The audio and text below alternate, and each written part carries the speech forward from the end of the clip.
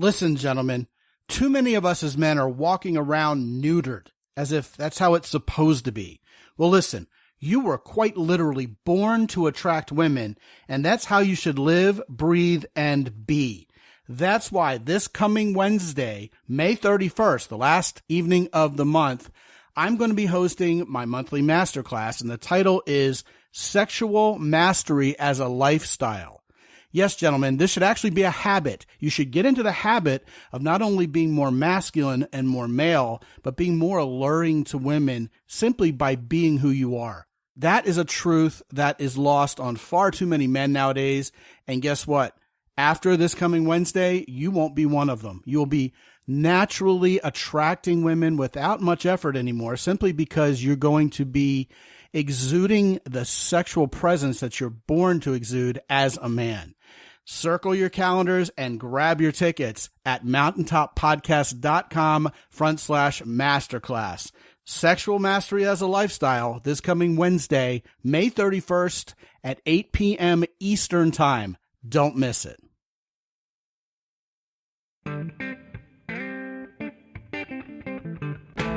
Live from the mist-enshrouded mountaintop fortress that is X and Y Communications headquarters, you're listening to the world-famous Mountaintop Podcast.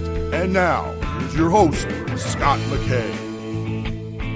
How's it going, gentlemen? Welcome to yet another episode of the world-famous Mountaintop Podcast. My name is Scott McKay. That's at Scott McKay on just about every social media platform in the world. We got brand new YouTube videos every Tuesday for you guys nowadays. They are under 2 minutes each, and every one of them handles a major question about dating, relating with women, and actually gives you a right answer for the change instead of the same one everybody's been telling you for 20 years now that has never worked since the beginning. Real answers that work every Tuesday on YouTube. With me today is a returning guest, and I got to tell you guys, I'm really excited about this show because this is the guy we can ask the questions that nobody else wants to handle. Some of the hottest potatoes in the world of navigating sex and relationships and, well, dealing with women in general. He runs the Center for Respect, and he goes around the country, and I guess probably the world as well nowadays, not only talking to high schools and colleges, but corporate environments, teams of salespeople, teams of workers at factories. He's covered it all. He's talked to everybody. And what he talks about is really how to have sexual respect for each other. Now, I know a lot of you guys have been really, I don't know, I guess in the last couple decades, the fear has really reached a fever pitch that you're going to be dragged into the HR office simply for saying hello to a beautiful woman at work, or any woman at work, really. And we covered the whole enthusiastic consent thing on the previous episode that Mike was kind enough to join us on. Today, we're going to talk about sexual respect in general. And fair warning, guys, I want you to hang in there with me until the very end, because this show is for you. We don't want to beat you up. We want to empower you. And I think you're going to hear some things you weren't expecting to hear. So you can take your fire suit off, and we're going to be here for you. And we includes both myself and my guest, Mike Domitrz from the Center for Respect. Mike, welcome back, man. Thanks for having me. Appreciate it. Yeah, man. I love the work you do. It almost seems like you're a voice crying out in the wilderness. It doesn't seem like you have a whole lot of competition out there, do you? Is it because nobody wants to touch this, or you're uniquely qualified, or only certain people enough to pretty much fill your schedule are interested in this? What's going on there? So, yeah, actually, there's a lot of people out there doing the work. The one difference is I've been doing it for 3 decades.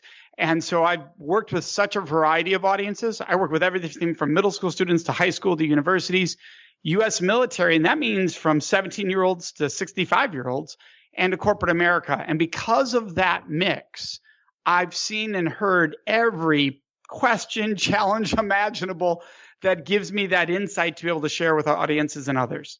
Wow. Okay, so we're going to put that to the test today.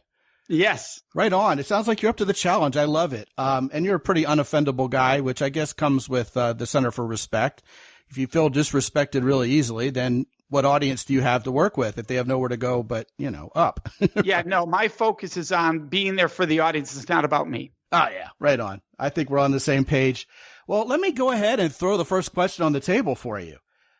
Mike, do we have a respect problem between men and women nowadays, or is it just media hype? We have a respect problem across culture. It's not just a matter of between men and women. And here's why. For too long, people use the sentence, you need to earn my respect. Well, the whole problem with that is that's a hierarchy game. That's a power game. I have to do something, Scott, for you to be worthy of respect.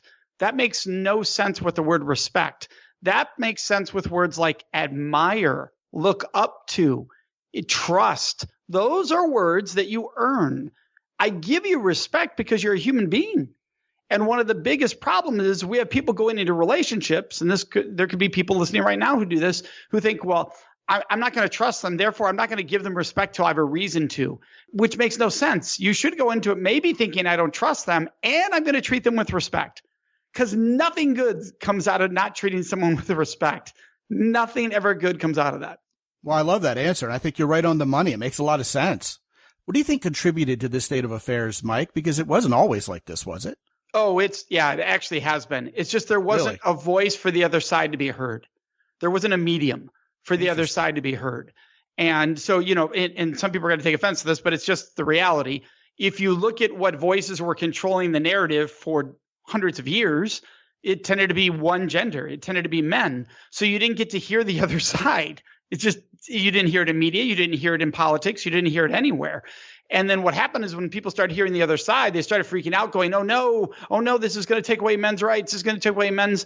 No, we're just equaling the playing field by hearing all the voices. That's all that's happening. There's no threat to men's rights. There's no threat to someone's power.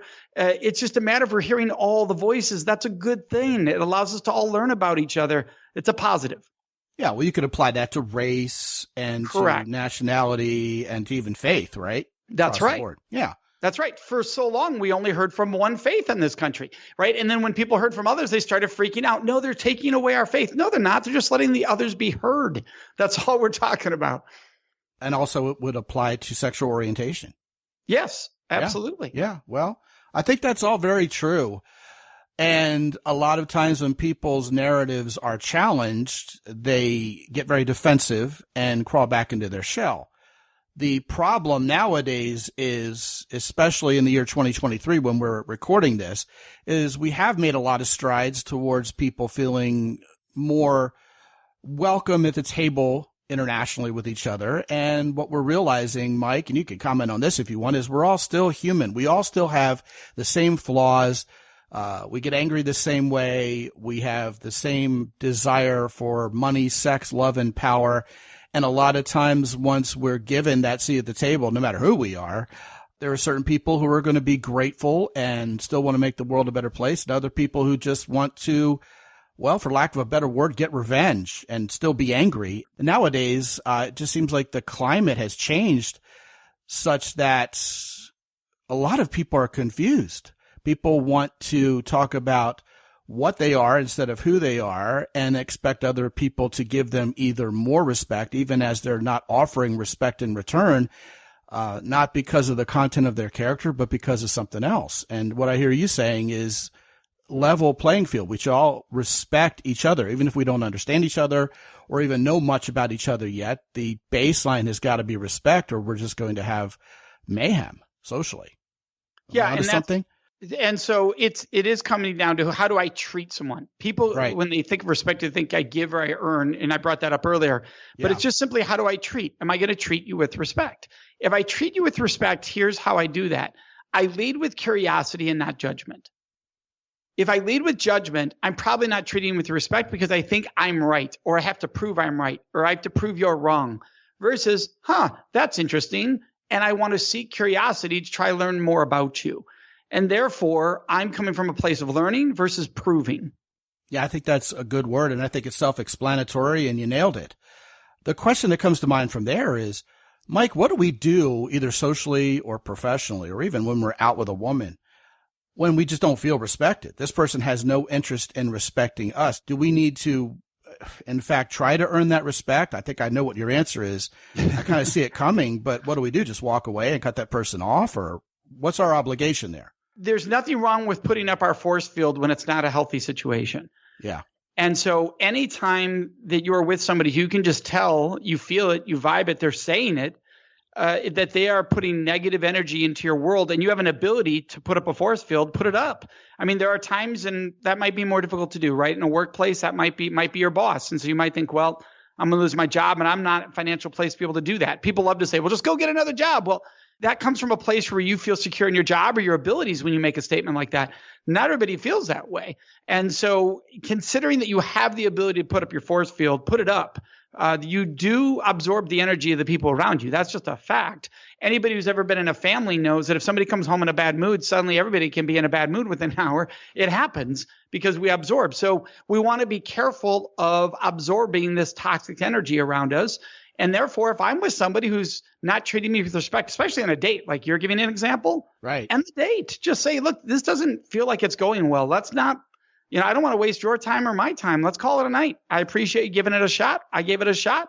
Let's call it a night. There's no reason to stay on a date that isn't going well. Well, this whole house of cards we're calling respect seems like it has to be built on a foundation of self-respect. If we don't have respect for ourselves, then all bets are off, right?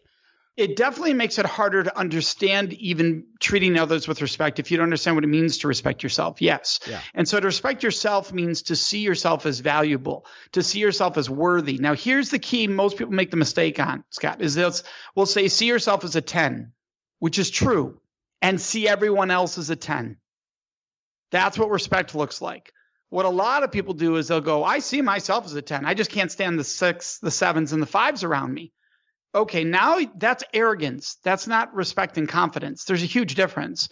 One means I think I'm above people versus I think I'm one of the people.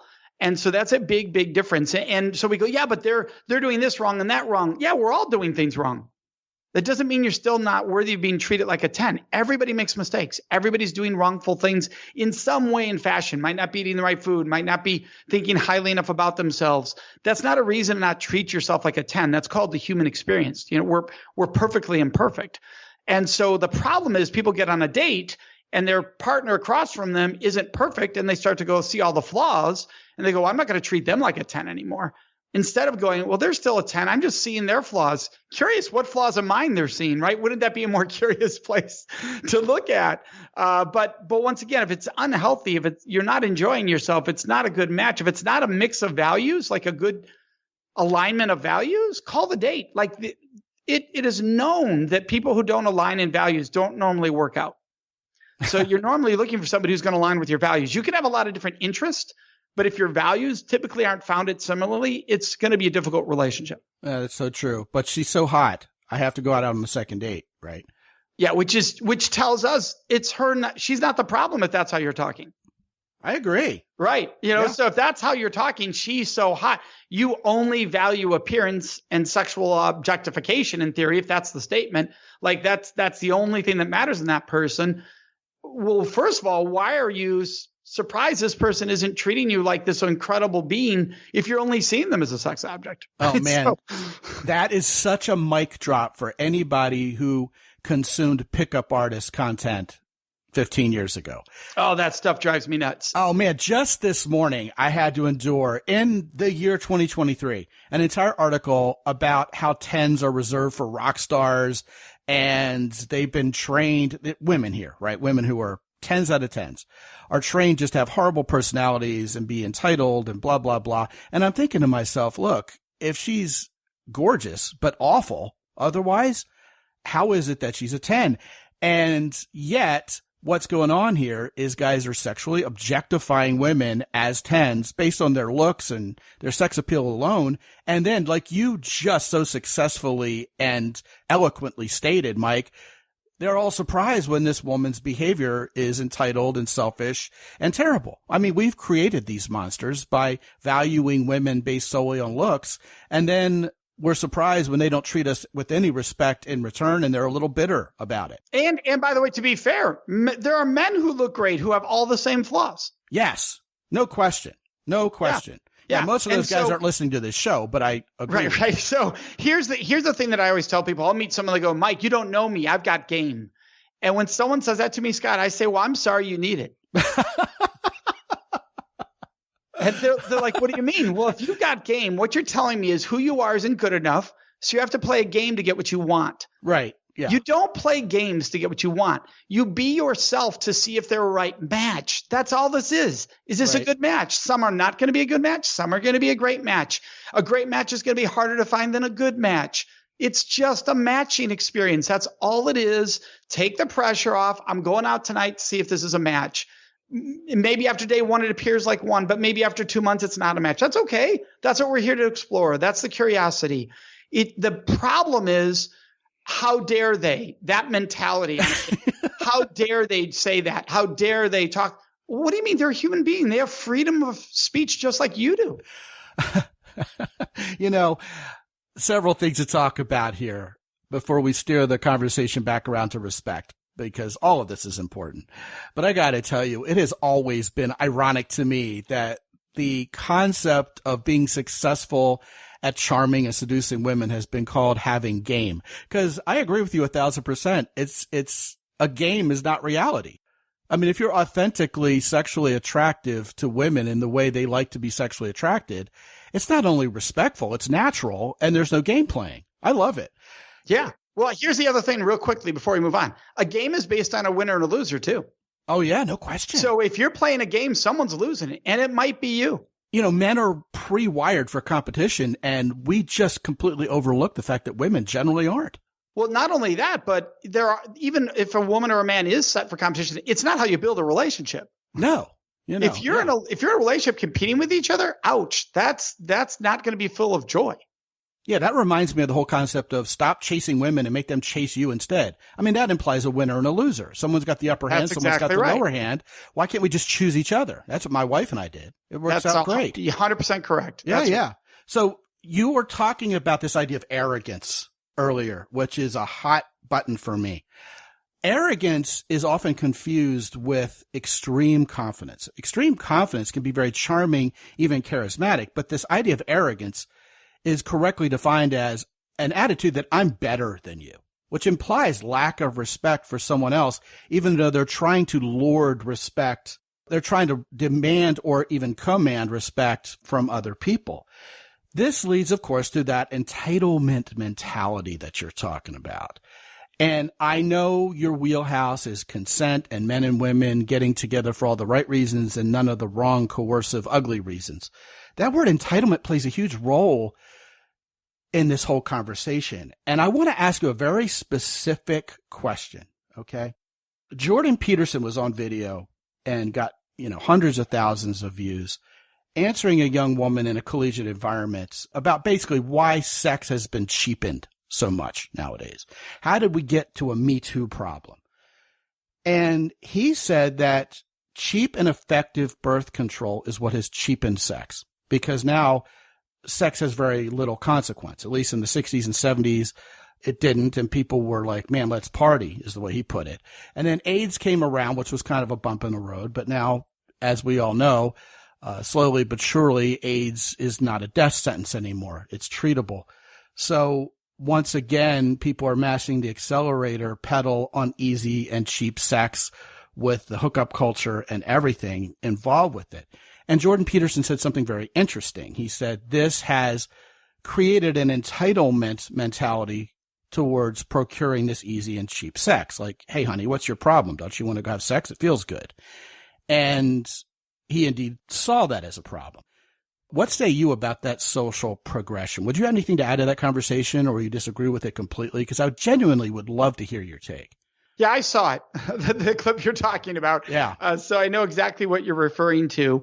And I think it's too simplistic, is what I think. Look, there are people who, for the history of time, have enjoyed sex as sex.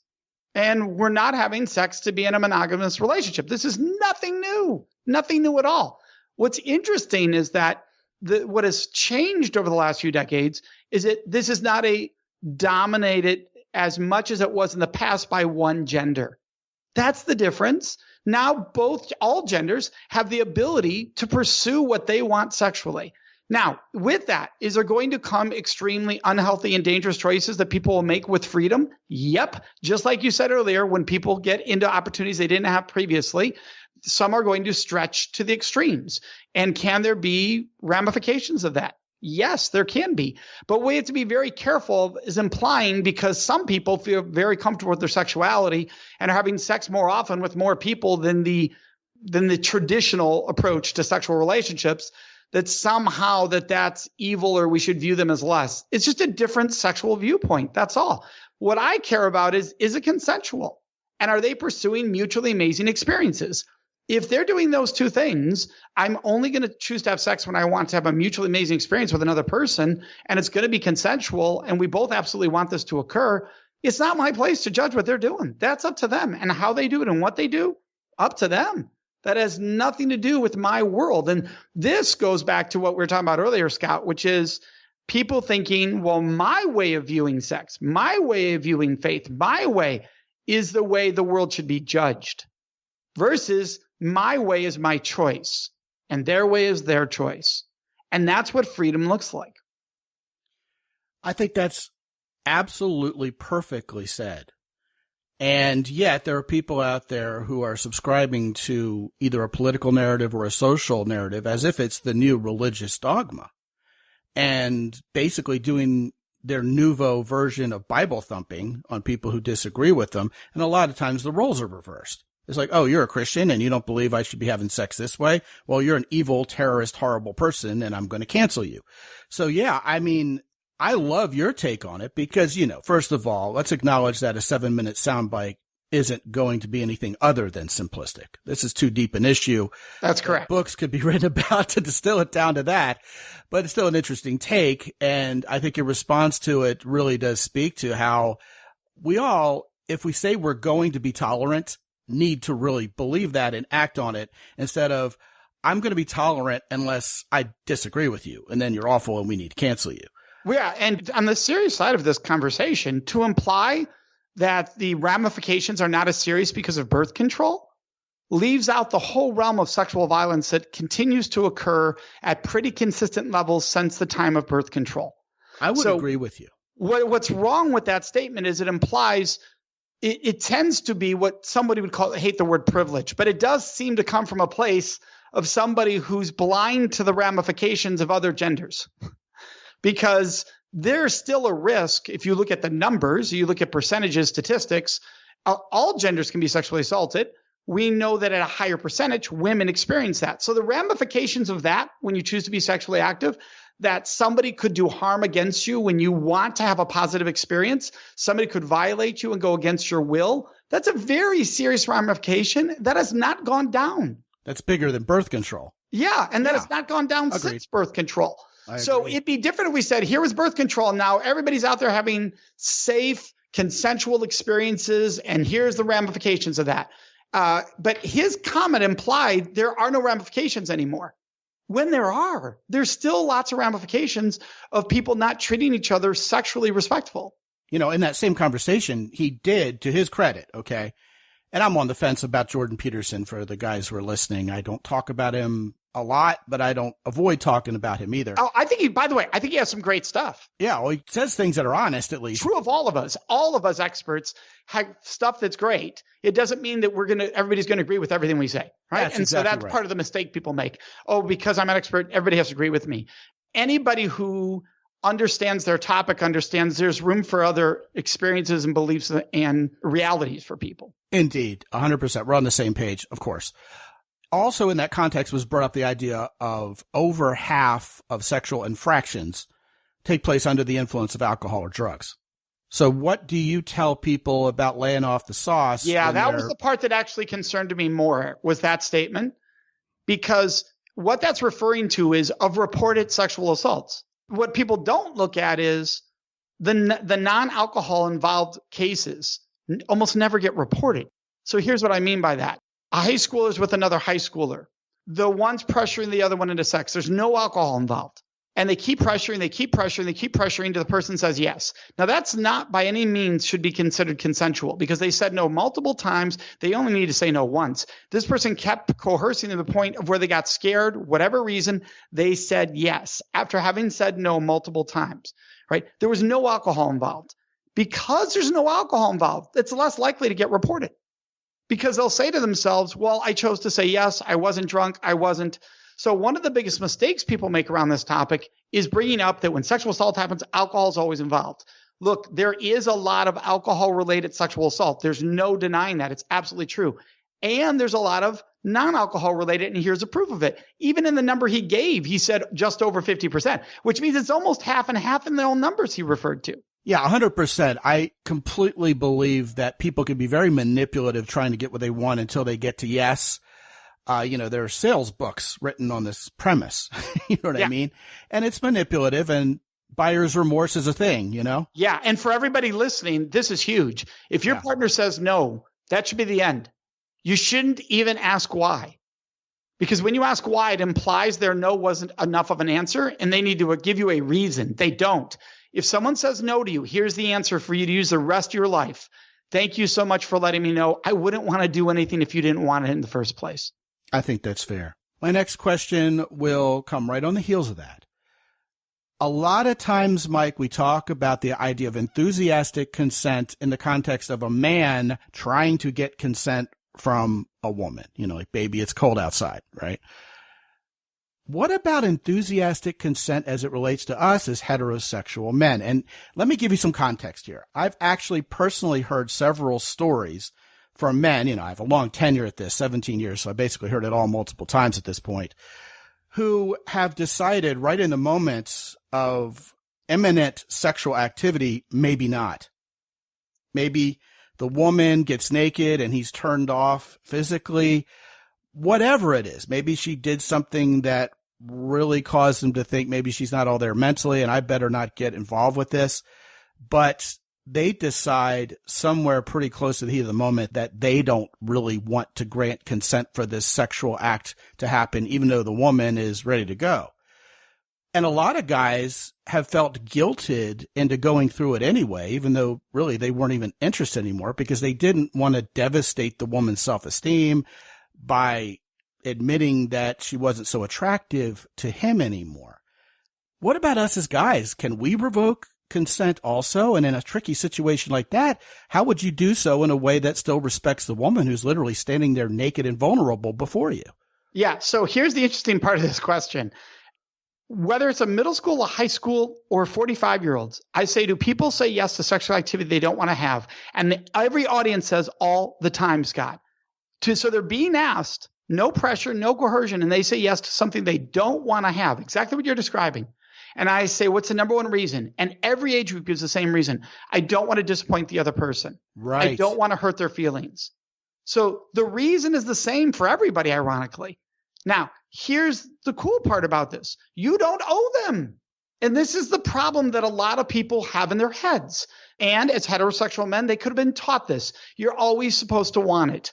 Always. And which is a lie. That's not how the human body works. That's not how the human mind works. It just doesn't work that way.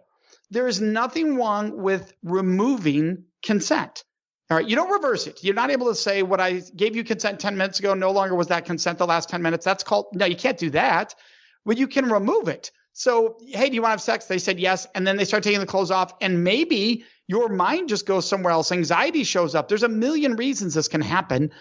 By the way, if any man's old enough, you had the wrong meal that night, it's not going to happen, right? So it just depends on your age. Too much whiskey, yeah. Right.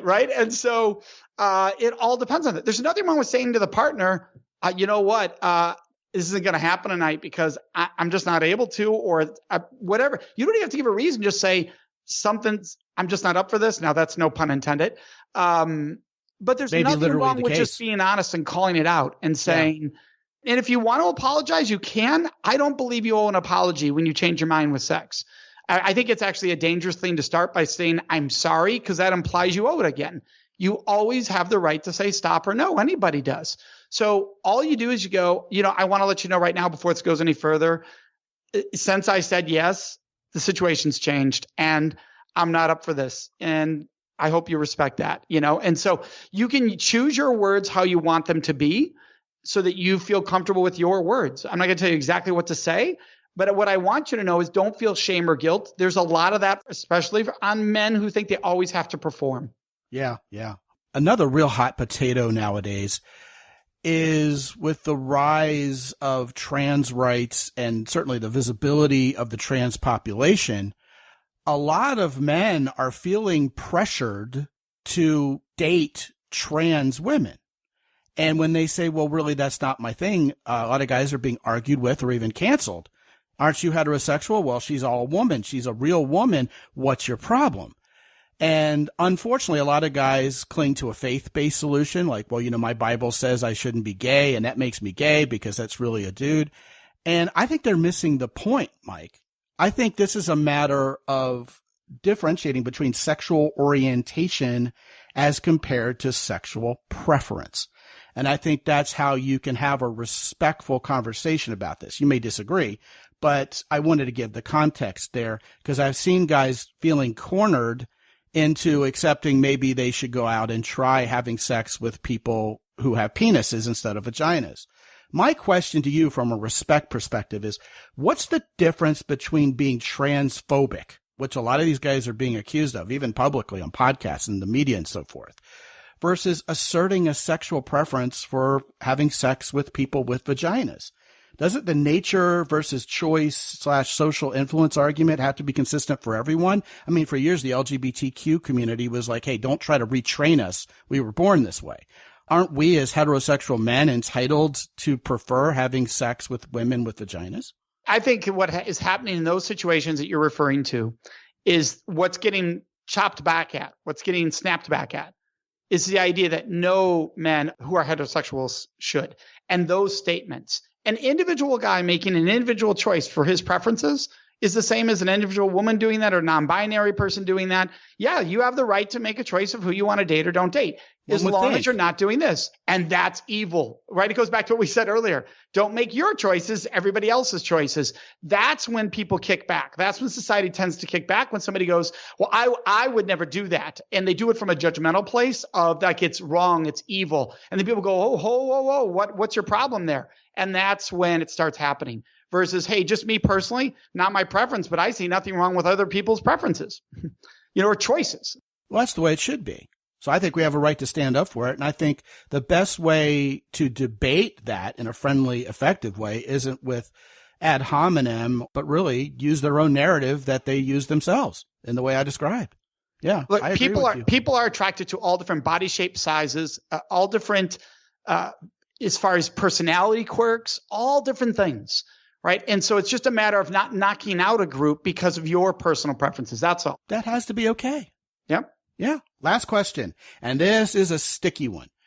I know I've dealt with this one. Let's talk about pronouns because that's important nowadays for a lot of people. There are situations, Mike, where we want to be respectful and we encounter someone who appears to us to be non-binary.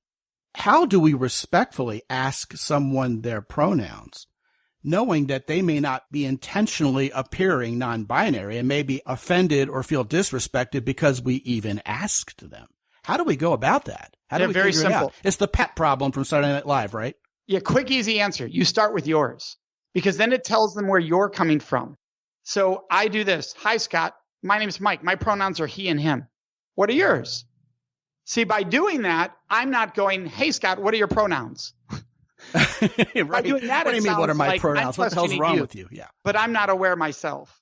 Yeah. Well, I think for a lot of people, that's going to involve some humility because the whole pronoun thing has become so politicized that like Democrats do this and Republicans will never. It's almost like uttering a blasphemy to even talk about pronouns. But if we're going to be respectful. Yeah. Watch. Hey, Paul, it's been great being on your show today. Now, your name's not Paul. Okay. Exactly. Would that irritate you if at the end I did that? For a lot of people, it'd be like, did he just call me Paul? What's that about? After an hour of talking with me? Because nobody wants to be referred to as something they don't see themselves as. So that's what we're talking about here. Look, we all have nicknames from childhood, not all of us, but a lot of us that we don't like, that somebody once used and we're like, I could go without that the rest of my life, right? Because we don't like that reference. And so that's all a person's pronouns are, is can you recognize me for how I'd like to be recognized? That's all it is. I agree. That's the correct answer. And it's very, very cut and dried. It's not complicated. It's just that we have to get over ourselves to accept that's the answer. Right. His name is Mike Domitrz, and he is the head honcho over at the Center for Respect. And when you go to mountaintoppodcast.com/respect, you will be magically teleported to his site, which is centerforrespect.com. There you will find a lot of video of Mike doing his thing before audiences. You'll be able to read just about anything on any subject having to do with sexual respect or even respecting each other in general there. It's a great site. You guys should go check it out. mountaintoppodcast.com/respect. Mike Domitrz, thank you so much for coming back on this show and indeed fielding some pretty tricky questions, man. Salute. Well, thank you, Scott, for having me back on and having these important conversations. Yeah, it's my pleasure. And I think it's really been very helpful and productive for these guys. At least I trust it has been. Gentlemen, if you haven't been to mountaintoppodcast.com lately, check out the masterclasses. You got to get in on it. Also, the new YouTube videos are up every Tuesday, like I said at the outset of this show. Please visit our sponsors, which include Origin in Maine, Hero Soap, and also last but certainly not least, thekeyport.com. Use the coupon code MOUNTAIN10 with any of our fine sponsors for an additional 10% off at checkout. And also, guys, some of you still need to talk to me about where you are right now, where you want to be in your lives and in your relationships with women. I'm here for you. I'm exactly who you think I'm going to be. Get on my calendar at mountaintoppodcast.com and let's talk for 25 minutes. Won't cost you a dime. And until I talk to you again real soon, this is Scott McKay from X&Y Communications in San Antonio, Texas. Be good out there.